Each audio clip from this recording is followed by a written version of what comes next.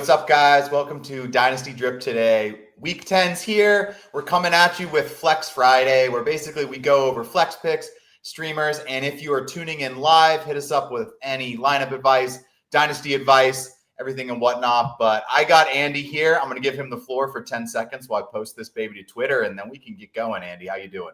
Good, man. Good. A whole 10 seconds of the floor time. That's really putting the pressure on me. The podcast started.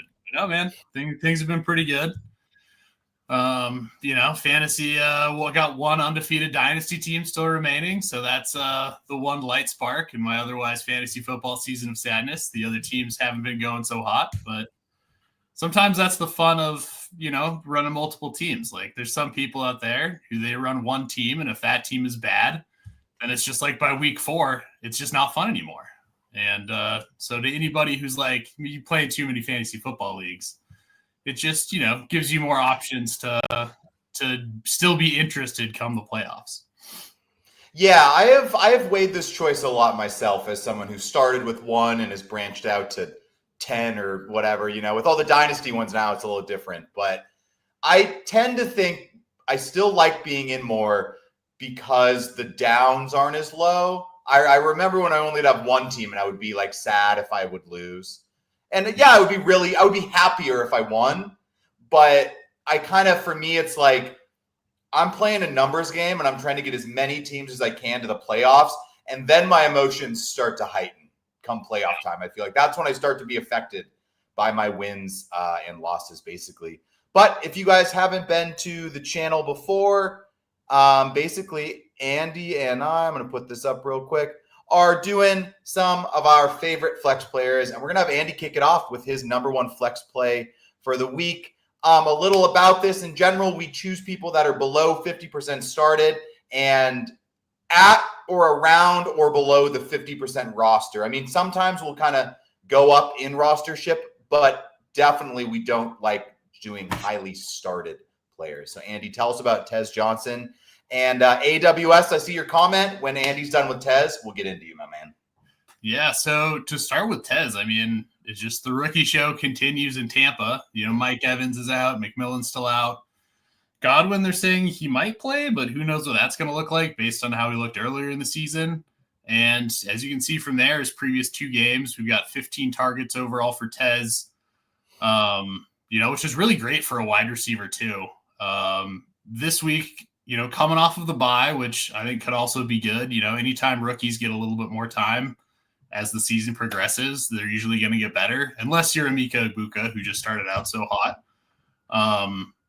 But, going up against the Patriots D, which, they've been playing pretty well, seems like a tough matchup, but they're also, middle of the pack in terms of points allowed to wide receivers, actually lower in DVOA. So, Baker's just going to keep slinging it, and I really trust Baker to keep getting the ball to his weapons. And without the other receiving options, Tez has proven that he can get in the end zone and that Baker's already putting some trust in him. And so I think he's a pretty solid play this week.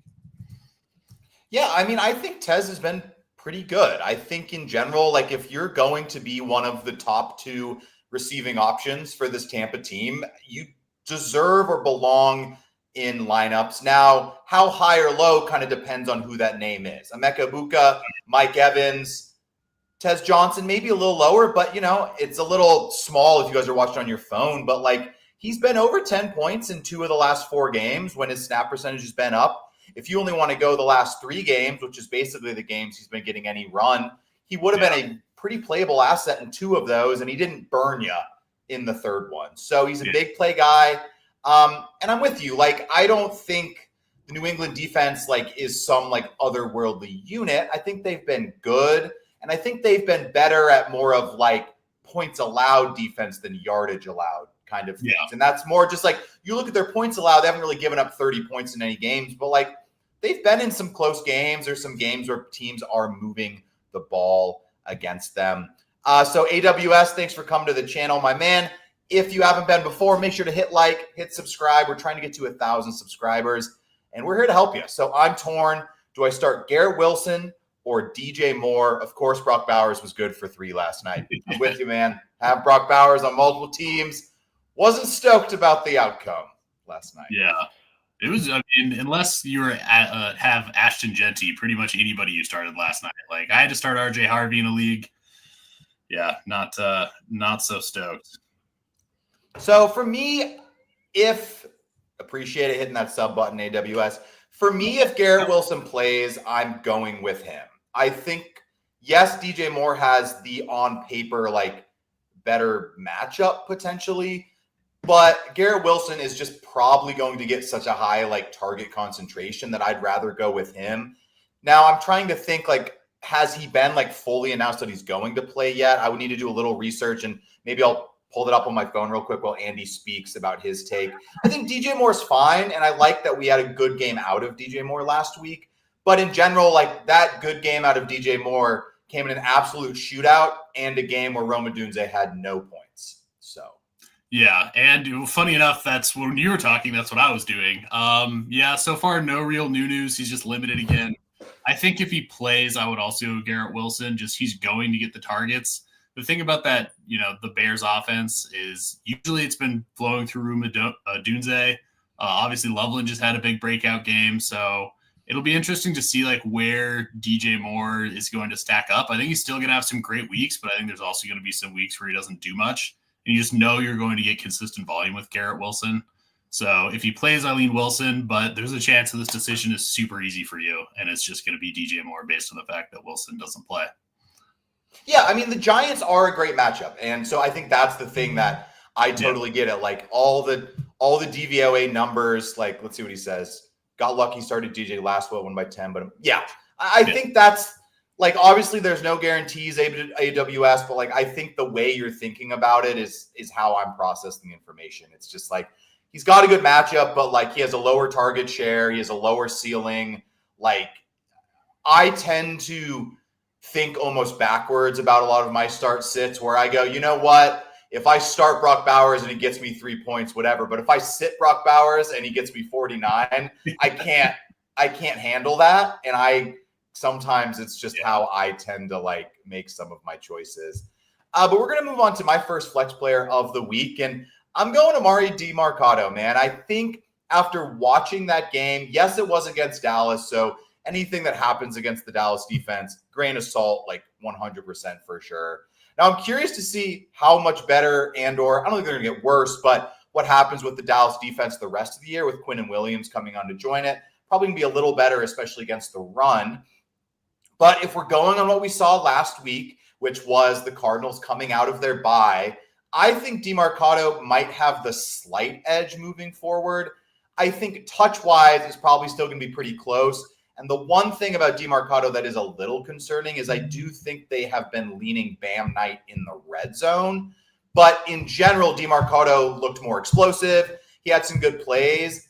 And as you guys are going to see later, not as a little cliffhanger teaser, but I kind of think this Cardinals offense is like playing pretty well with Brissett. And like, it's why everyone's giving this whole, like, is Kyler Murray actually hurt? Like, look, I'm not going to go into the conspiracies, but like, they were playing well, and yes, the Seattle defense is absolutely amazing, but DiMercato's the passing down back, so if they're in a shootout or they're running from behind, he's going to get his touches, and if they're in the game, I think he should be involved at least like a 50% snap rate kind of clip, similar to last week, and you're just going to have to take maybe he scores this week, Yeah, and he actually out-touched Bam Knight last week, too. He had 15 compared to Bam's 11. And I'm wondering if the reason they don't want to use him near the goal line is if they're just afraid he's going to drop it right before he scores. He's already when he was my flex of the week, and I was so excited, and then just, oh, no. But, yeah, I think I would go with DiMercato. I mean, after his little kerfuffle and then them, dropping Michael Carter, like they obviously see a role for him. He was involved again last week. And, Seattle's got such a good offense. I would not be surprised if Arizona is having to air this one out again. And then that's probably just going to be a little bit more DiMercato. So, yeah, I'm with you. So moving in here to Andy's second flex play of the week, we're going with Darius Slayton, dude, a guy I loved as a rookie. But, I mean, this week he's got potentially a good matchup. I mean, Chicago's given up some pretty big plays, I think.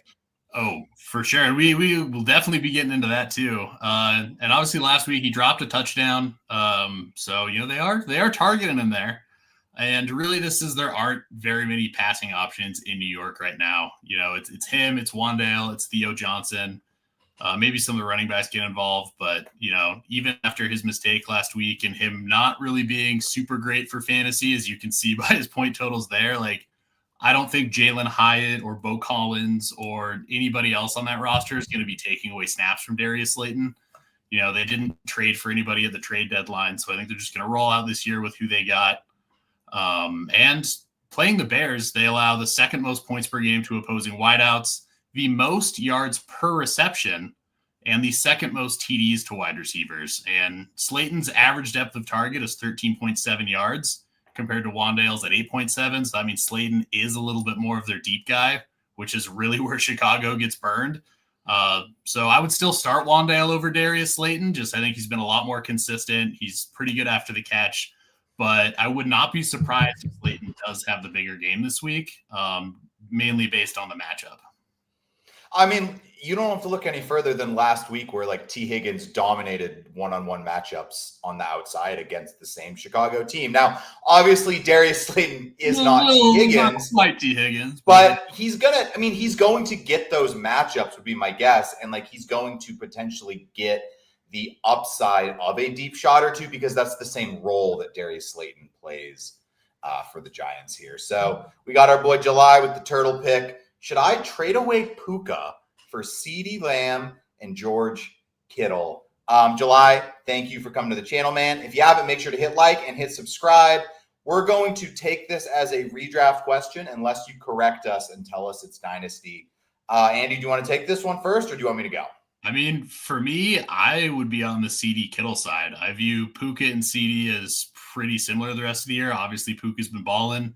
CeeDee was hurt, but I mean, you look at his target share since he's been back, which, this Cowboys will see how much better their defense gets, but it seems like they're still going to be just scoring a lot of points. I don't think Quinnen Williams is going to turn this from the worst pass defense in the league into a top unit. So it's basically like I'm seeing those guys as pretty equal in a vacuum at this point in the season. I'd probably still take Puka, but then you're also getting George Kittle. So, you're taking these guys who were injured and should be getting healthier and healthier. And,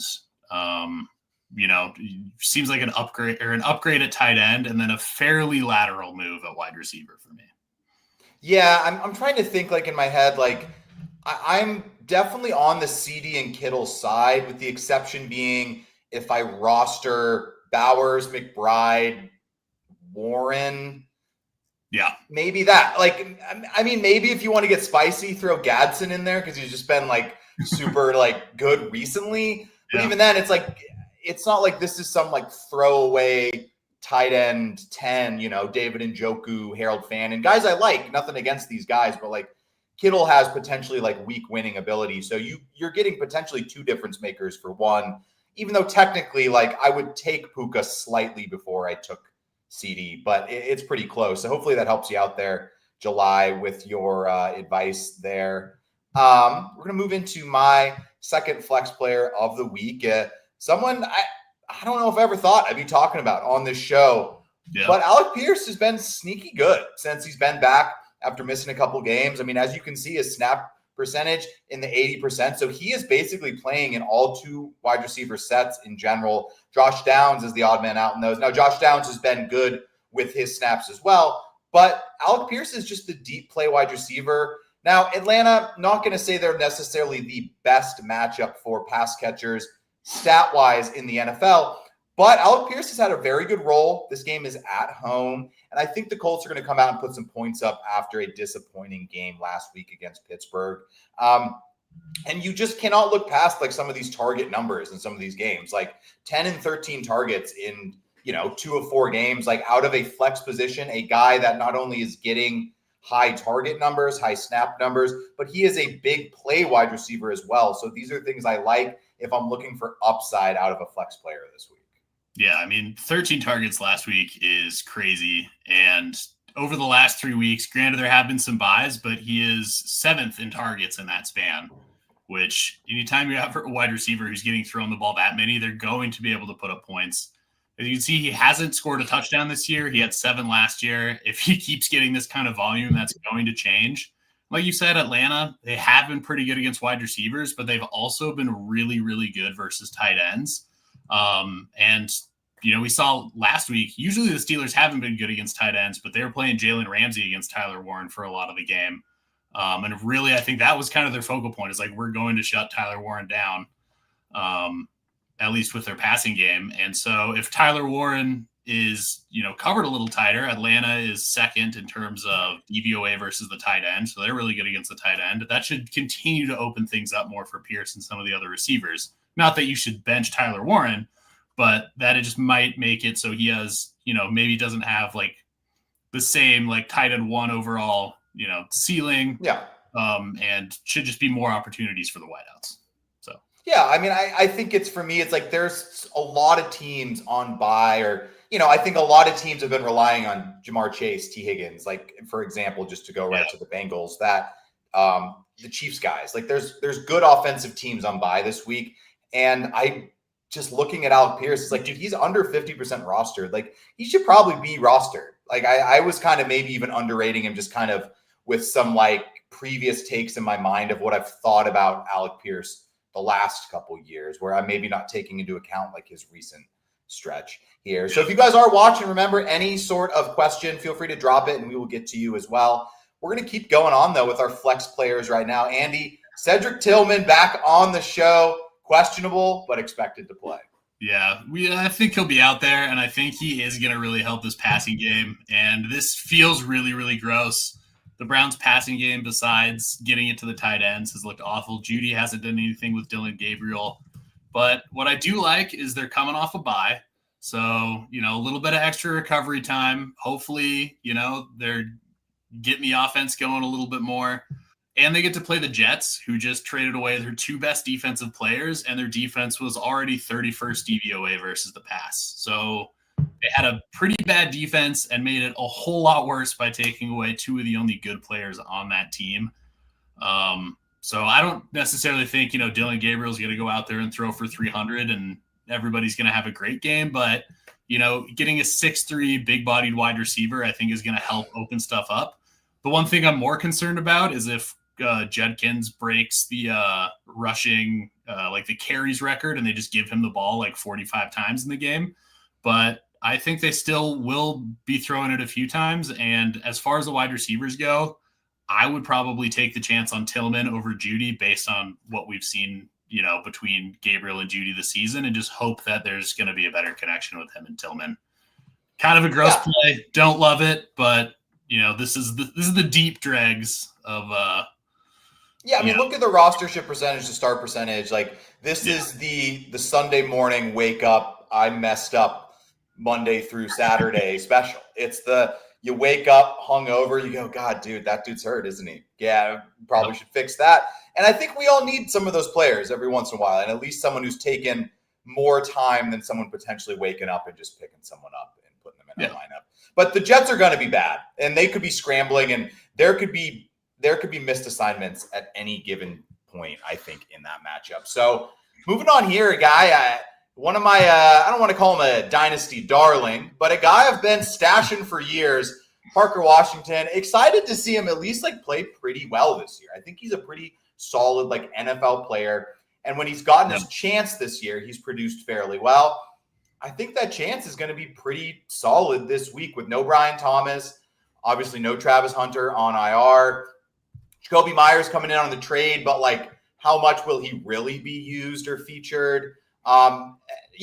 Like Brenton Strange still out, like De'Ami Brown. I haven't really read his injury report because like I know like he went out last week. I don't know if he's coming back or not. He's not really a guy anyone's playing, so I'm not fantasy paying attention to him. But you see some of these target numbers for Parker Washington. Like when he's the guy, he can be a very solid PPR player here. Now, I am concerned, like Houston, not a great matchup necessarily, but I don't really think they're going to just like stick Derek Stingley on Parker Washington. And that would just be pure rude if they did, I think, for Washington. But he operates more like kind of in the slot. He's not necessarily like some like downfield player, but it's a last body standing mentality here in a division game where like they're going to want to play, and only 24% started. He probably just hit 50% rostership with some of these injuries, but you're missing Brian Thomas. I think you should feel comfortable enough putting Parker Washington in your lineup. Yeah, I mean, 19 targets in his last 2 games.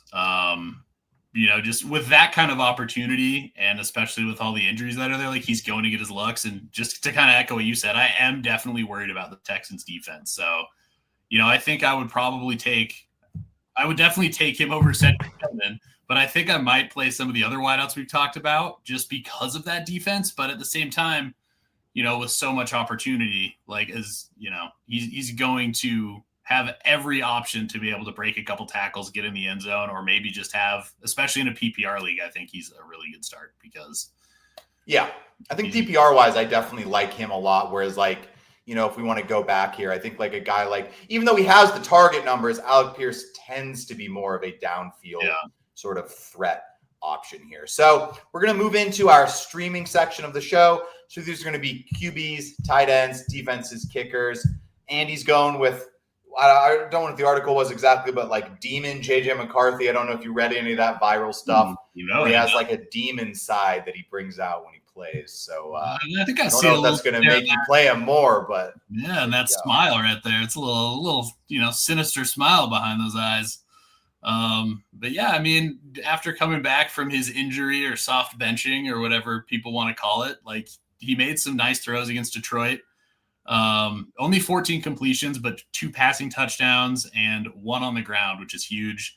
Take on Baltimore. It's going to be in Minneapolis, which I like. And the Ravens looked a lot better on defense, getting their guys back, but it is a back-to-back road spot for them. It's a non-conference road game. They've got another road game the following week. And their defense went from being like really, really bad to really good in 1 week. I think it's going to fall back somewhere in the middle. He's obviously got such a great arsenal of weapons, and the fact that he is willing to run it, especially around the goal line, is a huge plus for fantasy. I mean, he started 3 games. He's got a rushing touchdown in 2 of those. So I think, if you're in need of a QB, at least looking at the waivers in my leagues, this was the one that stood out to me for guys who were there. I almost picked him. I think the matchup against Baltimore is it's tough, right? Because like they were so bad, and now they've been like pretty good. But like, has it just been like their matchups? Has it been coming out of the bye? Are they just getting excited because Lamar's back now? Or who really knows there? But like you said, like I think the thing for me that at least you can go back to with McCarthy is like he has the ability to get the occasional rushing touchdown, which brings his floor up a lot. We haven't really seen it like yardage wise yet, but I like that in the red zone, they're diagramming plays for him to get in the end zone. And he has the weapons. Like that's the thing too, is like he has 2 very, very big play wide receivers that at any point could make a massive play for him. Yeah. And like, it would not surprise me if like the Ravens just absolutely like blitz the Vikings and go up big, and then he's throwing a bunch. And these attempt numbers go up a lot, where they kind of were like, not in control all last week against Detroit, but kind of like he didn't really have to throw as much because they were in like a very close competitive sort of. Yeah, they wanted to grind the clock out for sure. So like you, man, I was trying to dig deep here, and I'm going with my boy, as I used to tell my coworker, we always called him Jacoby Brisket. And our boy Jacoby Brisket has looked absolutely amazing in all 3 games he has started. Over 20 fantasy points, over 23 fantasy points to be exact in this league scoring in all 3 games. Now, he's getting a matchup that may not be the absolute best against Seattle, who's a pretty good defense, and it's at Seattle. Those are 2 things I'm not excited about. But I do think Jacoby Brissett has been running the offense very efficiently. And if you're digging very low on these waivers, I think he's a guy that brings at least sort of like a passing upside with the occasional QB sneak, as we saw last week, where he may fall into the end zone or something. I'm not counting on it, but he's been throwing the ball really well, and he has 2 very good weapons. I love to see him get Marvin Harrison actually like usable as a player. And it's crazy to me that 7 catches was Marvin Harrison's career high last week. Yeah, that is crazy. You draft a guy 4th overall, and it takes you a year and a half to realize we should be throwing this guy the ball more, man. Like, this guy's actually pretty good at football. But yeah, I mean, I actually like Brissett over JJ this week. I mean, he's been a top 12 quarterback the last 3 weeks straight. So he's just been absolutely slinging it. And like we said earlier, like, even if Kyler was fully healthy, how could the Cardinals bench Brissett when he's been playing this good? It is a divisional game, which I don't love. It is a back-to-back road game, but if you lost Jaden Daniels, if you've got Dak on bye, you've got maybe Joe Flacco on bye who's been balling out. Mahomes, yeah, like you're going to need somebody. And so if Jacoby's there, I think he'd probably be my number one choice.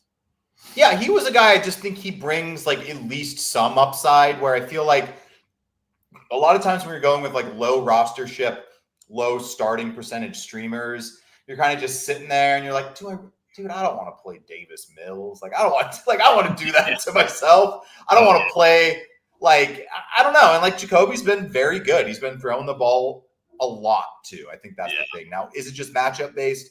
Potentially. But I think the thing that's encouraging to me is that he played very well against Green Bay, who does have a pretty good defense. So I think he is able to like at least still run this offense in a game that isn't just against the Cowboys, which basically everyone has run their offense against. So we're moving into the tight ends.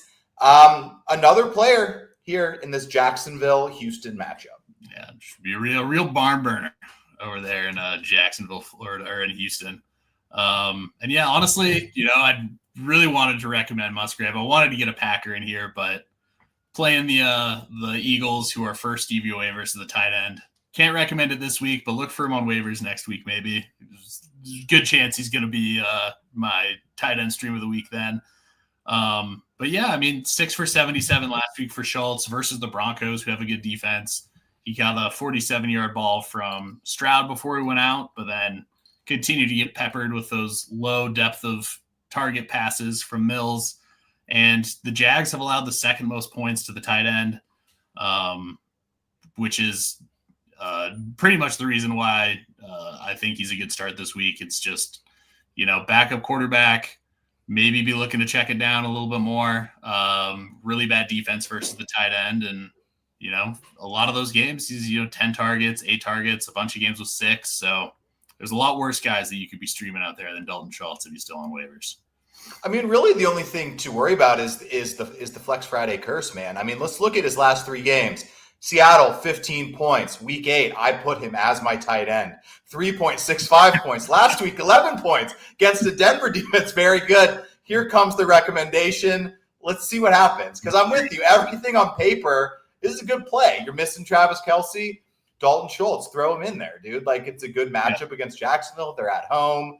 I guess the Davis Mills factor, we'll see if that ends up mattering. But I think it's a good matchup. What I'm going with here, I'm going with my boy Theo Johnson playing against Chicago. It's not necessarily like the best or the worst matchup, but Theo Johnson's been involved. I think you can throw against the Chicago team, as we talked about with Darius Slayton. Last week, absolute shootout game with the Bengals. So maybe this happens to turn into that.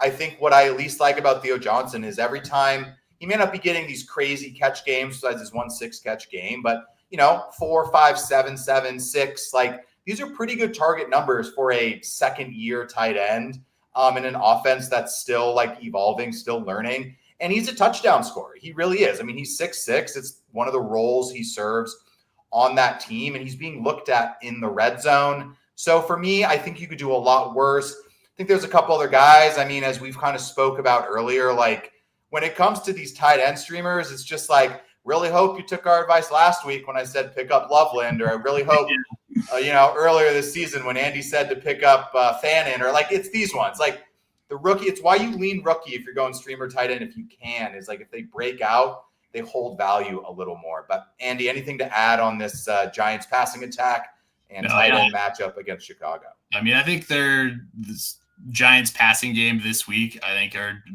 players to target.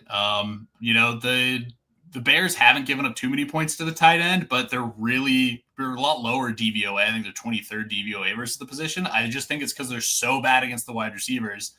If you throw a 50-yard touchdown pass to your wide receiver, well, there's no more targets left to go to the tight end. But I don't think the Giants receivers are, hopefully Slayton gets one, but I don't think they're, good enough to demand that, like, all of the targets. So I think Theo Johnson will still get his, especially in the red zone. So, yeah, I'm with you. I think like sometimes in general, I I don't mind, like, in general, I do agree that, like, a lot of, like, fantasy points against stuff, like, it's a helpful tool, but it's not, like, the Bible by any means, right? Like, there's a lot of times where, like, I remember earlier this season, it was like, the Titans are really good against the pass. And it's like, yeah, because they're getting shit on every week. Like, it doesn't mean that they're good against it. It just means, like, you don't have to do anything to beat them. And sometimes, like, exactly, like, Chicago gives up a lot of big plays. So, like, sure, maybe tight ends aren't, like, working their way down the field, but it's because Joe Flacco's dropping 40 points on him, and it doesn't really matter. So we got a question from Santino or San Antonio or S. Antonio, if I'm butchering it. As a Bucky owner, I'm sorry, dude, I'm Bucky owner in one league. It's not fun. Would y'all drop Tracy or Benson for White rest of season? I also have Judkins, Genty. I would be very comfortable dropping Tracy. I think Benson I would probably hold. But also, like, without knowing your exact league, if Rachaad White is on the waiver wire, it might be a little more shallow, maybe like an 8 or a 10 team league. And in that case, like, I'm not as concerned dropping Benson. But if this is my choice in a vacuum, I'm dropping Tracy over Benson every day. Yeah, ditto. Pretty much, yeah, the same thing. You know, I think when Benson comes back from IR, which is, it could have even been this week, but I think it's looking a lot more likely that it's going to be next week. I feel like he's going to take over most of the touches in that running back room. So, and I think it's a better offense.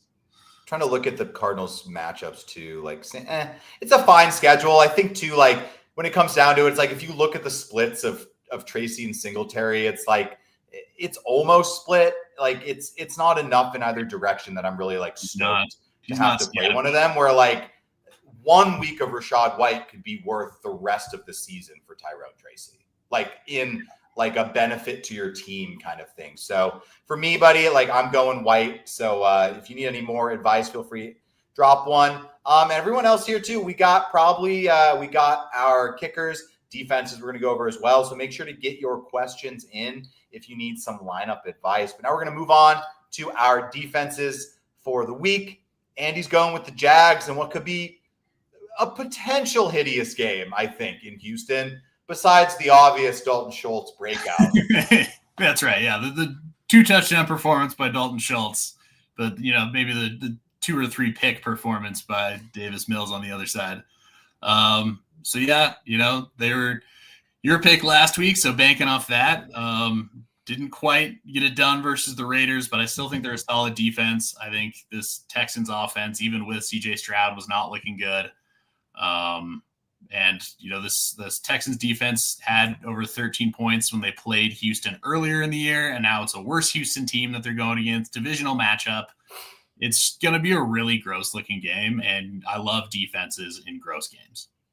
Yeah, I mean, in general, it's like if you're looking for streaming options, as you can see here with the Jags, like under 50% rostered and started. So, like, going up against a backup quarterback, like, it's the kind of thing you're looking for if you're digging deep. It's like, yes, if you were on top of waivers and you got the Browns because they're playing the Jets, like, hats off to you, man. Like, you thought ahead, you got them. Those are not the guys that we are trying to cover because I think in general, you can get that advice in a lot of other places. So I'm going with a team that's been sneaky good, man. I got to say, like, I am slowly becoming a Carolina Panthers fan. Maybe it's just because of Rico Dowdle in general that I'm just loving everything Rico Dowdle related. I loved the Key and Peele, obviously the celebration. He got a shout out as well. I don't know if you guys saw that. He got a shout out from Hingle McCrinkleberry saying he shouldn't have been fined as well. And then Dowdle did the coolest thing. He did like a GoFundMe because he got fined,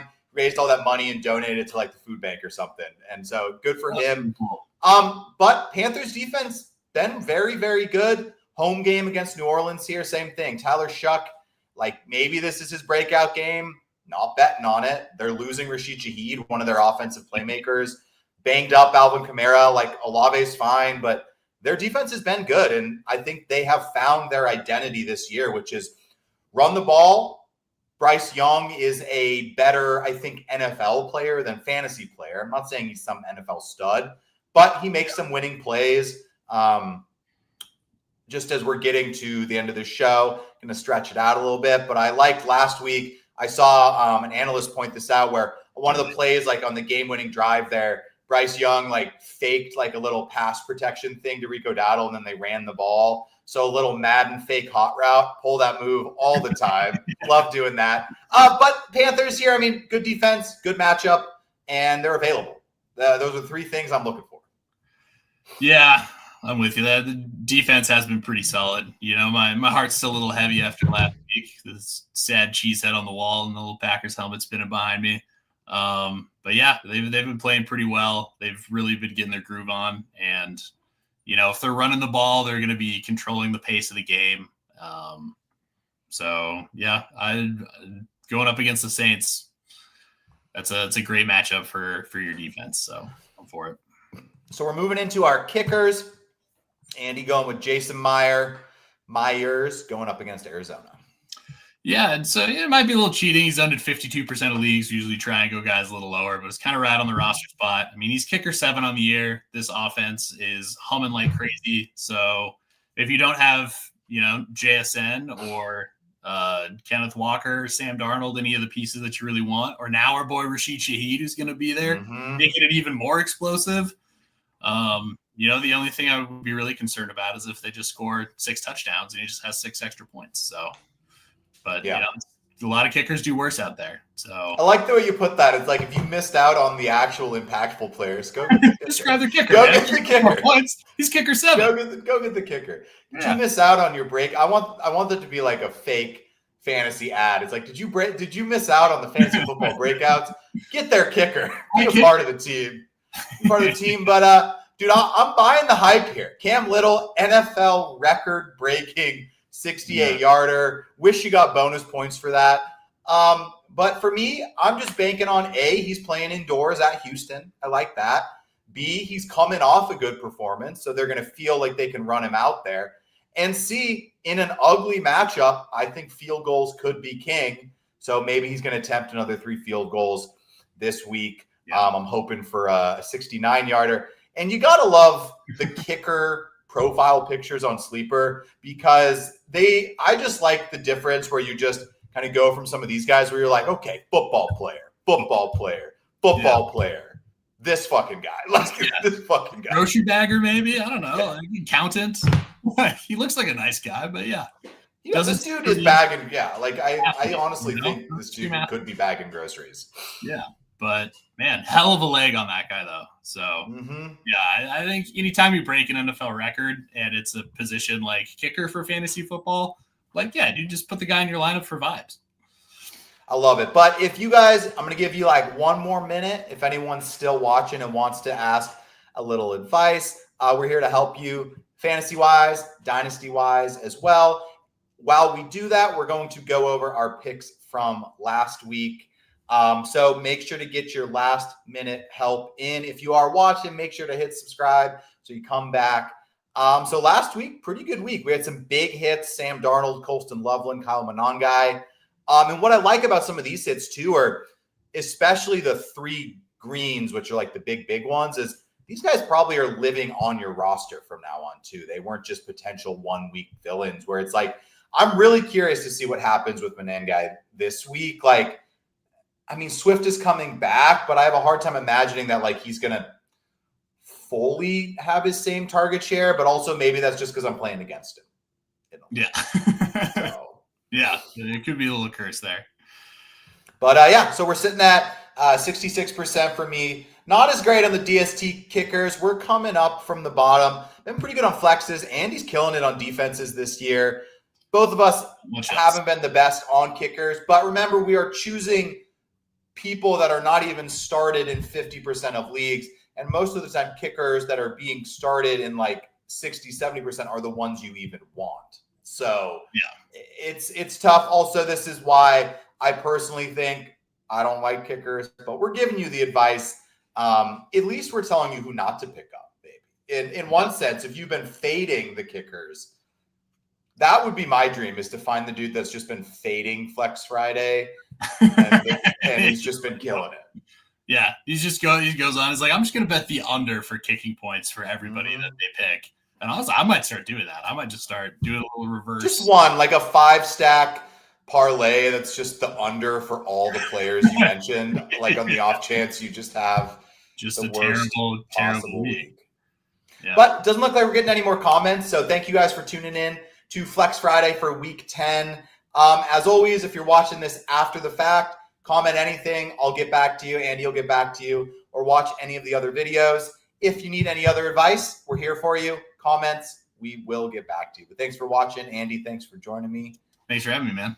And we will catch you guys next week for Flex Friday.